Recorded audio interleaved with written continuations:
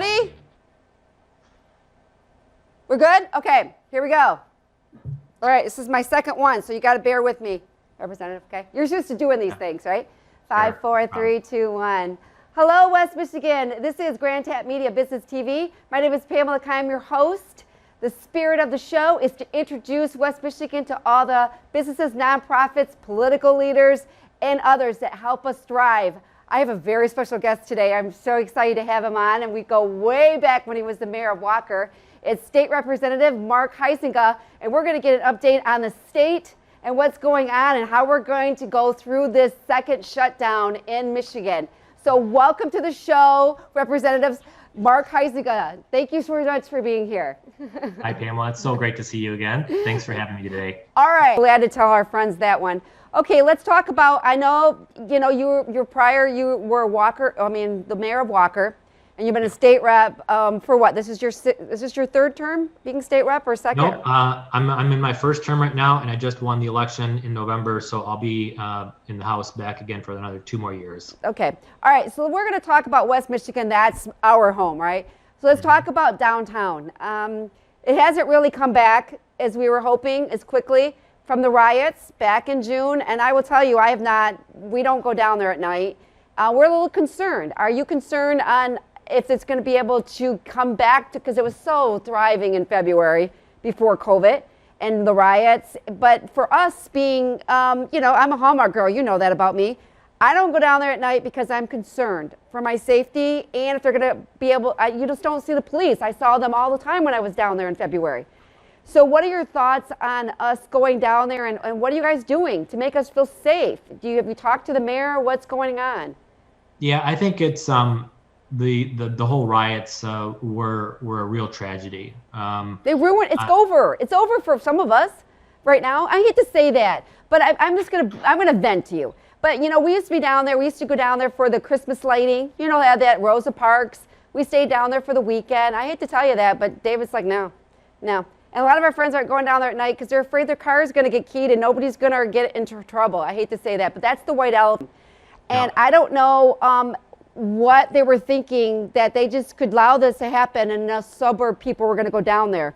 I mean, I want to call up Harry Johnson from the Chop House and have him bring it out to Cascade because we're concerned. And I'm not 20 years old. I'm not going to be able to outrun somebody. Do you understand? My safety is important.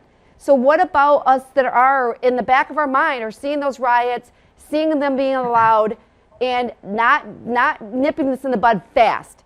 And not allowing it. What are your thoughts on what we can do to get the city back? Well, I think a lot of this is going to come back with COVID when it goes away, once the vaccine is in place. I've had calls from people that were concerned about police brutality, and that's something that we should all be concerned about. But here's the deal. When I was the mayor, I did ride-alongs regularly with our police department. Getting to know our law enforcement, our public safety officials is really critical. So I did ride-alongs at least once a year, usually twice a year. They're great people. They're great people. Oh, yeah. And number two, when I became a state representative, all of a sudden my scope changed significantly. So I had many cities in the district, as well as the sheriff's department and Michigan State Police that provide oversight. To that end, I've done ride-alongs with the sheriff's department, with Michigan State Police, and I've seen integrity with our law enforcement officers at only the highest level. So I'm proud to say that I have firm belief and have support and have always supported our law enforcement because it's important for us to have a good quality society that will be safe and protect all of us. Well, as soon as they started talking defunding, we all freaked out, of course. And just to even put that on the table as a thought process. I mean, look at Minneapolis. They're suffering from that now. And so David's like, are they crazy? And then defunding, and then I know a lot of police officers that said they've been spit on, yelled at, they go get gas, they've been called these horrible names, and there's nothing there's going to be done about it. And I just know that there's going to be a huge fallout from this. I mean, I want them there to protect me. Well, one of the things that I did as a representative is we did a teletown hall.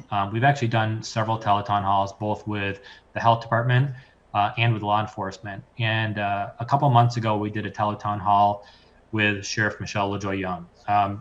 She's one of those law enforcement officers that I held in the highest regard. we were able to have several thousand people that were contacted with our teletown hall to talk about law enforcement, what it means, what their concerns were. And you know what? We had nobody that called to say defund the police. And if you look at nationally, the numbers are something like 5 or 6% of people that believe that. The people that called in on the teletown hall wanted nothing more than to support the officers, to find out how they could be supportive of them, because we all want a safe, a healthy environment. And, it's a stressful job. It's a stressful job. And they don't get paid that much that they should. They put their life on the line. They have to make a decision in a second. And then they can have attorneys come in for 2 years and throw them in the court, and they could get sued. And I feel bad for them because where are we going to call 911? I mean, look, the idea of having social workers come in, I think that's great after you've arrested people and bringing it to de-escalate. But I know social workers. They're worse off than I am. I am not calling them in a terrible situation. I'm calling the police. What do we do to feel that they're going to be there for us? Are you guys ensuring this? One of the things I think that's oftentimes missed is the aspect of community policing. And community policing itself. What does that look like? It can be, it's a sort of a cliche that's out there, but I'll give you an example of what community policing really looks like. One night when I was doing a ride along, I did the full shift from 6 p.m. to 6 a.m. the next day. And about 2 o'clock in the morning, a call came in through the 911 dispatch center about a young girl who was threatening suicide. So that's something that the officer takes a call for. I mean, every call is serious. The officer, we sped to the house, but you know what she said? She's like, I actually know this girl. And the reason why I know this young lady is because of the community policing officer impact that we see in the schools. When officers get to know the community, they get to know people through events, whether it's a national night out event or whether it's the regular rounding that they do in schools, to know that law enforcement's there to protect and save and keep us all safe, not to be heavy-handed and not to cause harm. And so when the call came through, then the officer said, I actually know how to respond to this. I stayed in the car, and she came back and she said, well, I really had a good conversation with her. She knew me. She could have that conversation instead of being afraid.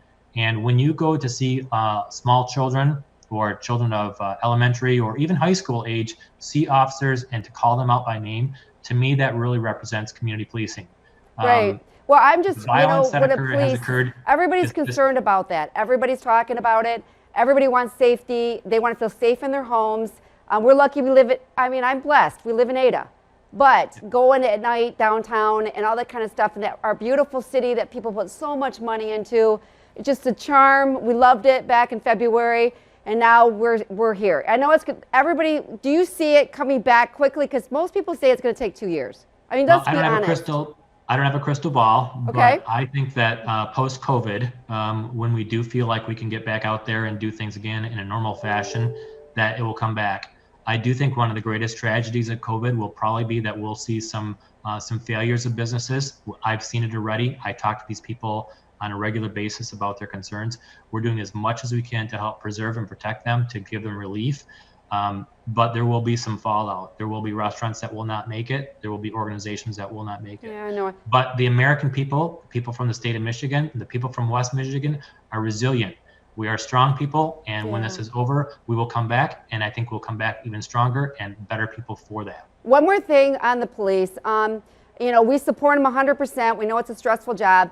Okay, so people are saying they're seeing less police on the freeways. I haven't seen that many, and to be honest, Representative Huizenga, I'm kind of a speeder, so every time, but I have not seen them out there as much as I used to. So we're feeling a little bit nervous about their presence in the community. People don't realize you thrive when you feel safe. What are your thoughts on that? Are there less police on the streets now? Have you heard that? Because that's what I'm hearing from my friends getting out there going, hey, when was the last time you saw a police officer? When was the last time you saw a police officer? And I don't feel safe. So what's going on? Do you know anything on this? I think that from my conversations that we have not seen a reduction in the force. We have not seen a reduction in patrol, but I think that we probably will.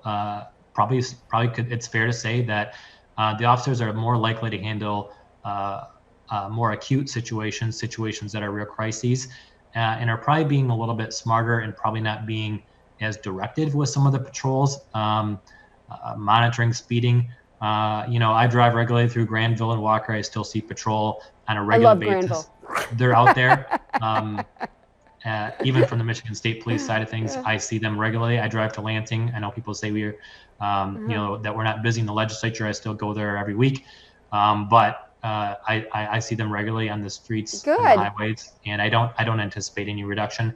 And in fact, I don't see any reduction in forces at all. When you look at the CARES Act dollars that went through, there was a large number of those dollars that went towards law enforcement to protect and preserve them, because they are at greater risk going into people's houses, perhaps people with COVID, and we want to ensure that the law enforcement is kept safe and that they have the resources that they need to protect themselves as well. Law enforcement is one of those things that we all hold at the highest regard. Okay, so I know that you have no power in the federal level, but let's just ask it. When do you think this election is going to be? I mean, how long do you, I mean, we knew it was going to be a problem, but we've never lived through this before. And any thoughts on that? I mean, you're getting from anybody, Bill Huizenga's office, what is going on? Are we going to be able to finish this up? Yeah, I guess I'd go back to repeating what I said earlier, is that history does repeat itself, and Al Gore didn't concede until December 13th. I think it's not what we like. It's not what's usual. As human beings, we like things that are predictable, and nobody likes change. Everybody wants to know the answer right away. But again, I'll go back to my comment earlier about as long as we have assurance that there is integrity with the elections, right, that is the first and foremost thing. Having a speedy result, whether you like the result or not, causes dissonance, and we don't want to cause confusion or mistrust in the system. So I'd much rather have us take a little bit more time to have integrity in the election, to know that the results were obtained fairly, objectively, and that they're repeatable, and that when the audit occurs, that we can come back and say, yes, this was a good process. I suspect that we're fairly close. Again, I'm not at the federal level, but I think that we're probably pretty close. There are close races across the country. We still know about the roll-off going to happen for Senate in Georgia. That will help determine the majority there, of course. But I have assurance that we are turning over every stone. Yeah, well, you good. You should. Yeah. Absolutely.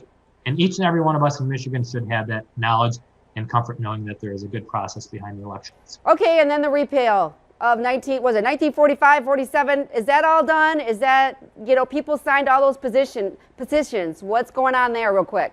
Yeah, sure. So just to kind of wrap that up, basically it was finalized by the Supreme Court. The issue is early on, the governor wanted money from the legislature to act quickly and swiftly during this new crisis as it was emerging, and that was appropriate. The legislature gave the governor a significant amount of money to do what was needed to act swiftly. The legislature doesn't move swiftly, and inherently, we don't necessarily want people making laws in the dark of the night or quickly.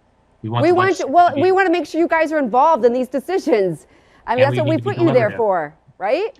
Right. But when the governor came back and said she wanted to act alone, we knew that was wrong. It goes back to 8th grade civics lessons. We need a balance of power between the judicial, the executive, and the legislative bodies. Everybody knows that goes to school, and the governor chose it to go it alone.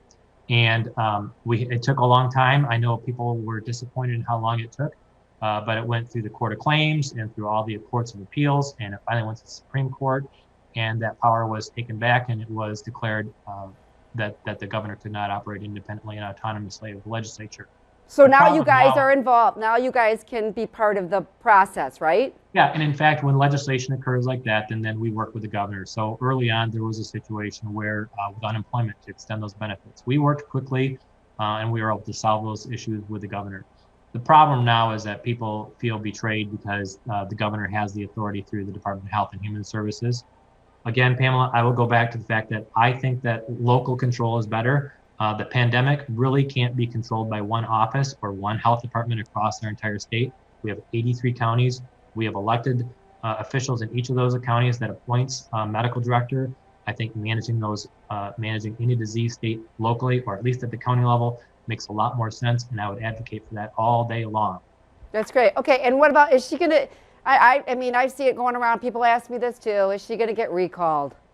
I mean, she only has 2 more years. She's going to get real, she's got to go out for election. Is that close to happening, or you just see this as people are just angry?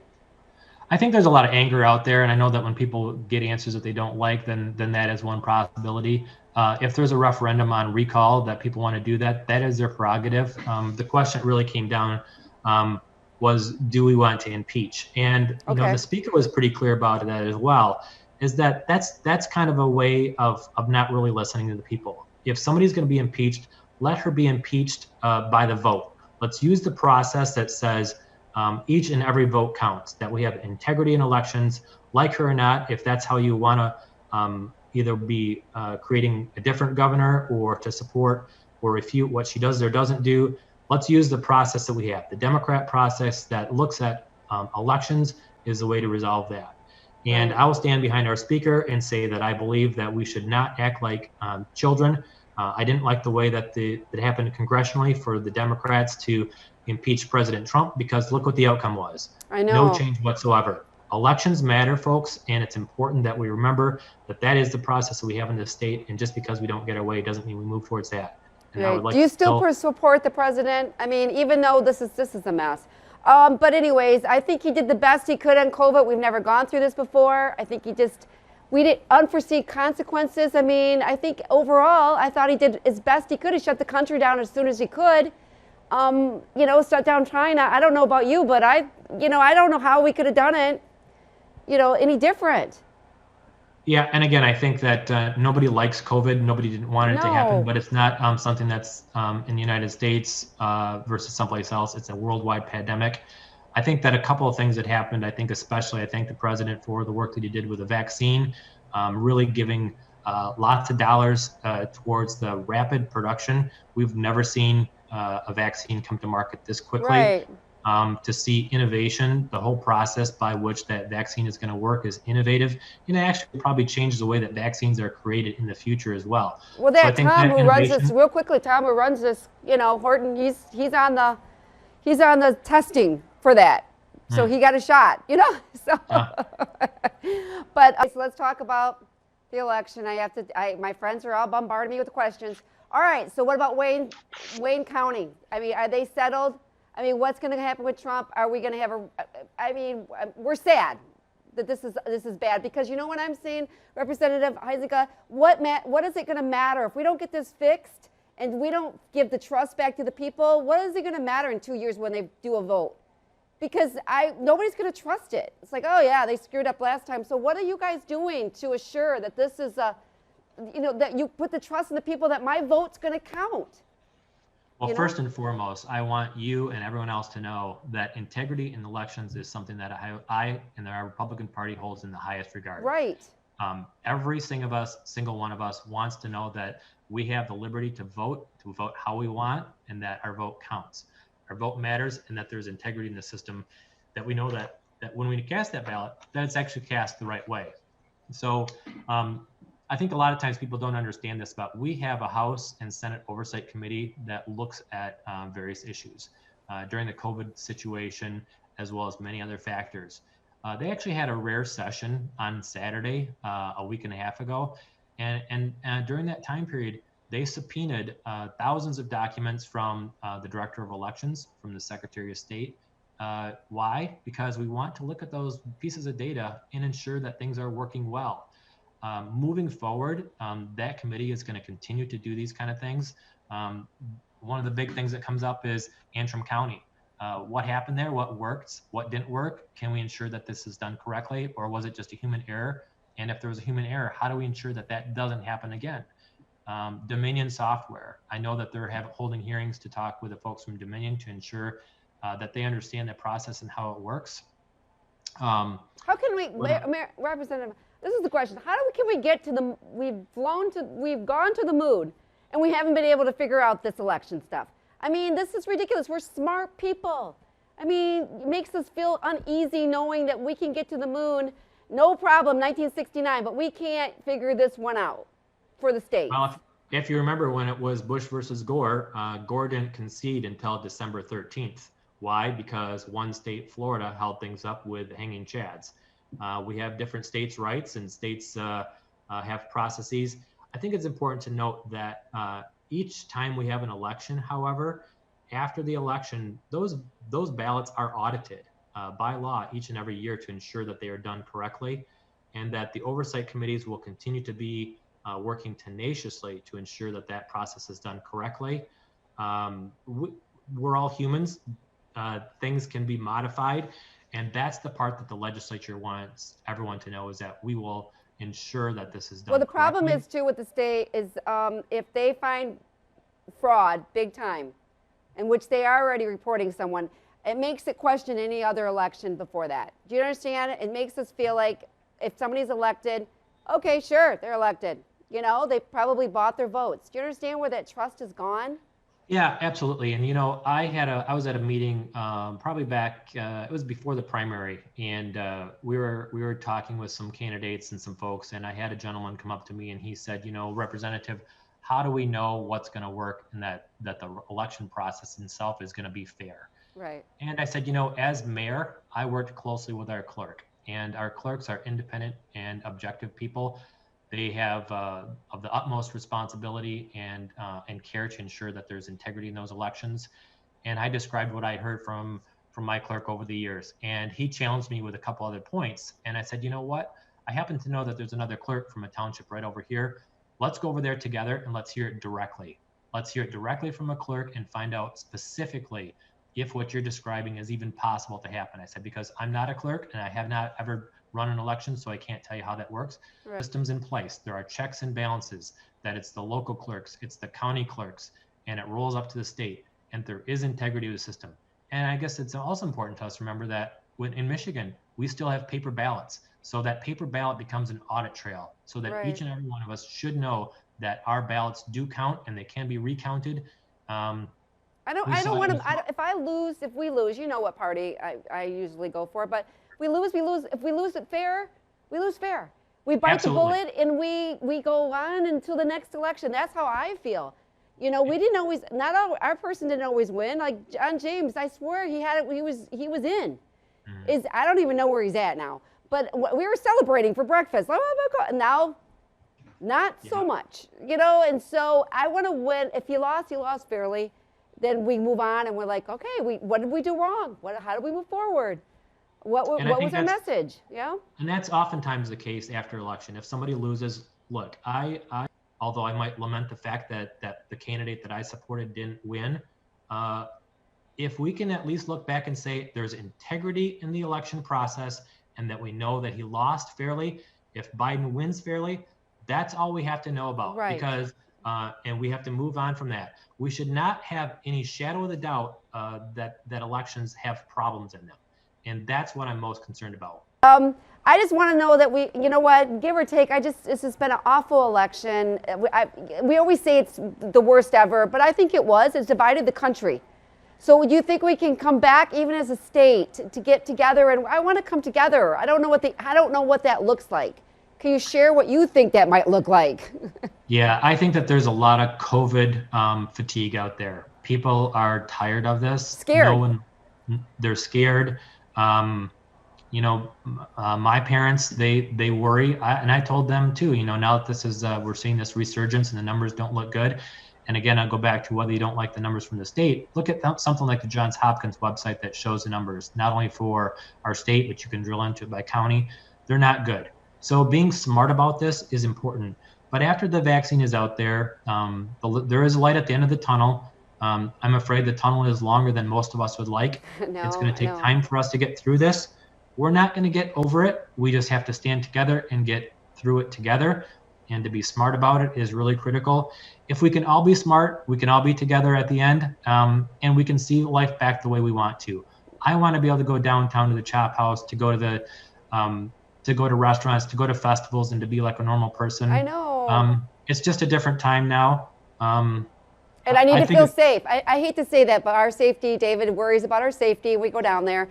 And, we can't outrun people like we used to. We're not 20. And we want to spend some money and we want to feel safe. And there's too many other alternatives to go to. If you drive downtown, and I'm going to go to Ada. I just went to Thousand Oaks, Reds. I went to West Side Social. I'm going to go to places where I feel a little bit more safer. I hate to say that, you know. But I think there's unintended consequences, and some of those unintended consequences can be positive. And if we try to find positive things in this, I've been able to spend more time with my family. We've seen more efficiency with the Zoom process. I was able to do the budget with my Senate counterpart, Senator Roger Victory, in a very efficient manner. We worked hard together. We worked all day Saturday, all day Friday. We took calls and worked, tirelessly to get the budget process done. But through technology, things like Zoom, we've discovered that there are ways to be more efficient. Yeah, I know it. I To be able love to playing spend with more- people. You know that. Yeah. I miss everyone. I didn't Well, do and I so even well. heard that there are something like 95,000 additional people that are hunting this year. Yes. And, Yeah. so it's different, and we should all try to find positive ways in it. And look, no one likes the idea, the fact that people have died from this. I know. It's awful. It's awful. But can you tell us some good news before you leave, okay? We're wrapping this up, so tell us some good news, okay? Yeah, some? Well, a couple of good positive things is I think Okay. that the economy in the state is strong. It's resilient. When you look at the number of cars being made, we want to do the right things, and our economy is stronger. I'll go back to the objective measurement that tax revenues are stable, or even in the case of October, are up a little bit. And what does that tell me? It tells me that the people of the state of Michigan are incredibly resilient. We've found ways to work, that business owners don't want to put people in harm's way. They found ways to be creative to keep them working safely in a safe environment, and that people can work and make money, provide for their families. And yes, there are unintended consequences with certain segments of the economy that are going to be hit harder, those that involve social aspects like restaurants and things like that. For them, we will continue to work hard to try to provide relief and to help them through that. And I want everybody to know that we will continue to work hard to make sure that we use their taxpayer dollars wisely, and that when this is over, that the economy will be as strong as we possibly can, and that we'll be able to get back to normalcy. But it will take some time. Well, thank you. I mean, to wrap this up, because I have a tea time at 12:45. The golf course is closing officially on November 22nd, Quail. And honestly to say, I don't know what the spring's going to bring with this COVID. And I said to David, we're going to golf every minute because you know how much we love golf. But we want to wish you and Chris, your happy anniversary. I know you couldn't be with us on Veterans Day because did you have a good time? We did. It was our 25th anniversary, so thanks for saying that. It's been really great to have a wife for 25 years and 3 kids. I saw your pictures. You were pretty good looking back then. I like it. Your wife was, well, we're all older. But I looked at that wedding picture. I'm like, oh my gosh, what a cute couple you guys were for 25 years. Oh, thank you. We wish you many more. Thank you for being here. And when you get with the police, I know you guys work with them or whatever, just tell them that there's so many people that support them. And we want to be with them, and we want them to be safe too, with everything go out there, and they want us to feel safe. So I guess can we have you on in about a month and see how everything's going? Sure, anytime, happy to. And thank you, Pamela, for the opportunity. I really appreciate it. Now tell goodbye to Chris, say hello to her, and we'll have to get together at some event down the road here. All right. Well, happy Thanksgiving. Happy Thanksgiving to you too. Bye-bye. Bye-bye. This is we want to wish everyone a fabulous day. This is Pamela Keim from Grand Tap Media Business TV. We're glad to take care. We'll keep you updated on West Michigan and the state. We want to thank Representative Mark Huizenga for being on the show today. He's going to give us some updates, and we'll have him back again. Have a great day, everyone. Bye-bye.